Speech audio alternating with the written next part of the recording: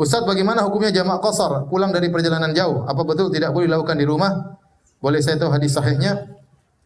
Jadi begini, secara sederhana, ya. Kapan kita boleh mengqasar? Kita boleh mengqasar tatkala kita sedang apa? Bersafar. Nah, kapan ukuran kita boleh dikatakan kita sudah bersafar? Secara umum ada dua pendapat di kalangan para ulama.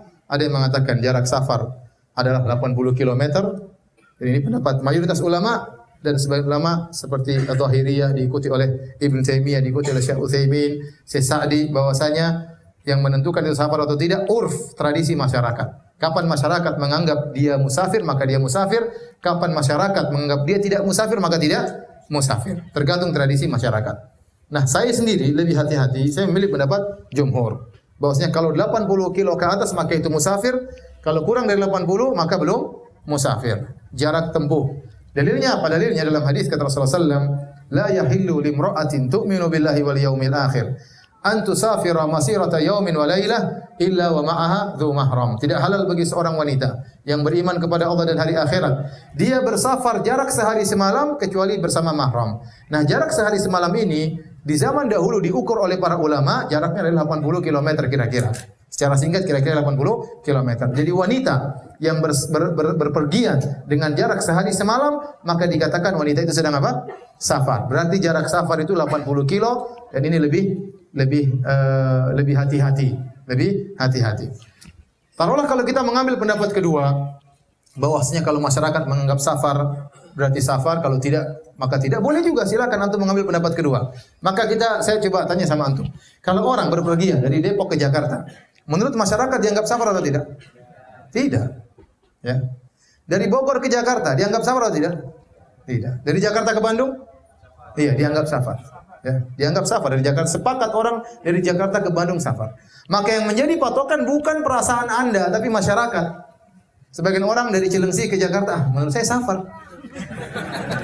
Ini safar, saya kosor. Ya udah nanti buka puasa. Oh, enggak berani kalau buka puasa.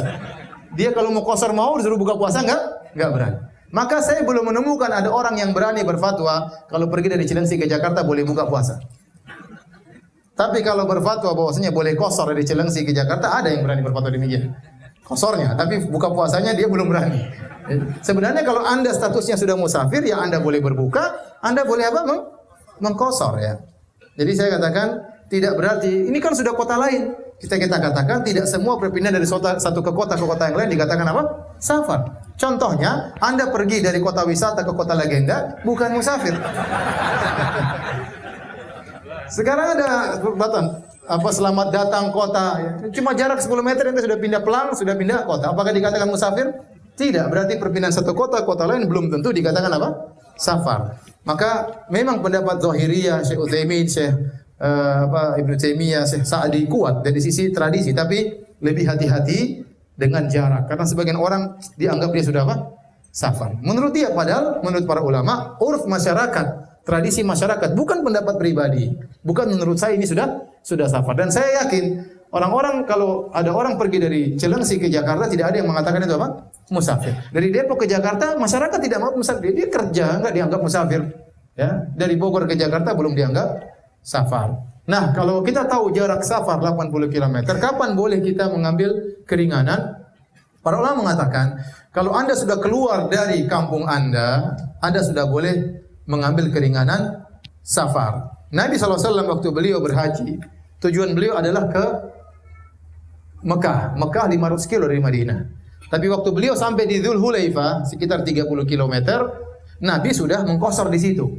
Kenapa? Karena tujuannya kemana kan? Ke Mekah. Sama, antum sekarang di mana? Di Jakarta Selatan. Antum ingin pergi ke Bandung atau antum ingin pergi ke Makassar. Antum pergi ke Cengkareng, antum sudah boleh qasar di situ, boleh jamak di situ. Karena tujuan antum bukan Cengkareng, tujuannya apa? Makassar. Tapi kalau tujuan Cengkareng saja nggak boleh. Paham? Karena dari sini ke Cengkareng belum 80 kilo. Paham? Nah, demikian pula tatkala Anda pulang dari Makassar sampai Cengkareng, Anda masih boleh jamak qasar. Tapi kalau sudah terus Anda sampai ke rumah, sudah nggak boleh qasar lagi. Misalnya seorang mau sholat dia tiba menjelang maghrib. Aduh, mau sholat lagi terlalu ramai, nanti di rumah saja. Akhirnya dia maghrib lewat, tiba di rumah jam 9 malam. Maka dia boleh jamak, nggak ada masalah. Tetapi dia sudah bukan musafir lagi, maka dia jamak tanpa qasar. Paham? Jamak tambah qasar karena dia sudah bukan lagi apa? Musafir.